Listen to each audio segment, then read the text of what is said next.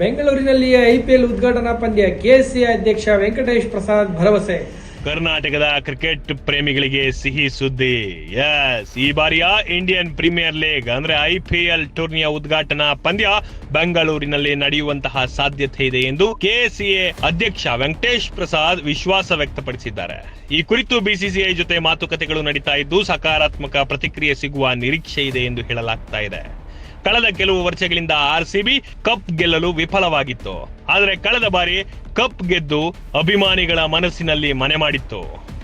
ಈ ಬಾರಿ ಮತ್ತೊಮ್ಮೆ ಉತ್ತಮ ಪ್ರದರ್ಶನ ನೀಡುವಂತಹ ನಿರೀಕ್ಷೆ ಇದೆ ಎಂದು ತಿಳಿದು ಬರ್ತಾ ಇದೆ. ಉದ್ಘಾಟನಾ ಪಂದ್ಯ ಬೆಂಗಳೂರಿನಲ್ಲಿ ನಡೆದರೆ ಕ್ರಿಕೆಟ್ ಅಭಿಮಾನಿಗಳಿಗೆ ಹಬ್ಬವಾಗುವುದಂತೂ ಖಚಿತ. ಆರ್ಸಿಬಿ ಅವ್ರು ಚಾಂಪಿಯನ್ಸ್ ಆಗಿದ್ರು. ಜನರಲಿ ಏನಾಗುತ್ತೆ ಅಂದರೆ ಆರ್ಸಿಬಿನವರು ಗೆದ್ದಾಗ ಯಾರು ಗೆಲ್ತಾರೋ ಅವರ ಒಂದು ಮನೆ ಗ್ರೌಂಡ್ ಏನೋ ಹೋಮ್ ಗ್ರೌಂಡ್ನಲ್ಲೇ ನಡೆಸೋದು ಇದನ್ನು ಓಪನಿಂಗ್ ಸೆರೆಮನಿ ಎಲ್ಲ.